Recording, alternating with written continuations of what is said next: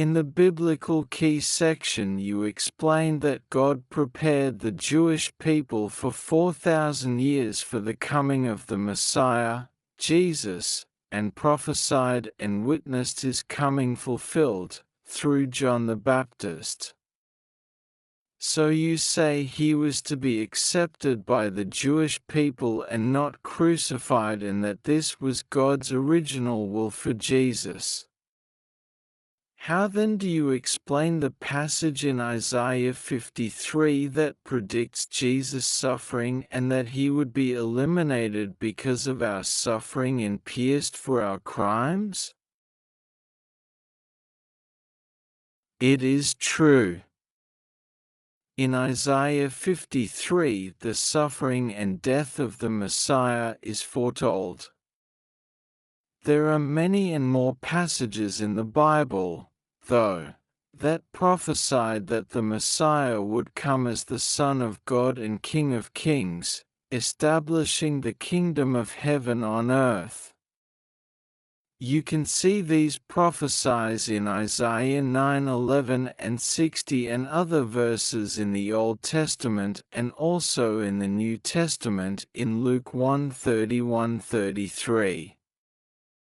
You may ask then, why on earth did God give different and conflicting prophecies about the coming of Jesus? Because, when God created man, he created him to grow toward perfection by completing his own share of responsibility. Man can fulfill his own responsibility, as is God's desire, or, on the contrary, he can fail in responsibility and fulfill Satan's desires. Consequently, God had to give two kinds of prophecies concerning the fulfillment of his will. It is God's responsibility to send the Messiah, but it is man's responsibility to believe in him.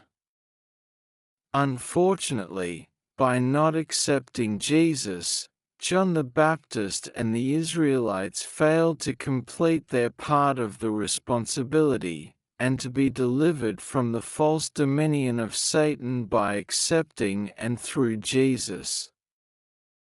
They did not allow the fulfillment therefore of God's main prophecies for the coming of the Messiah, contained in Isaiah 9:11-60 and Luke 1:31-33, but, on the contrary, they concretized the second prophecy of the suffering Messiah expressed in Isaiah 53.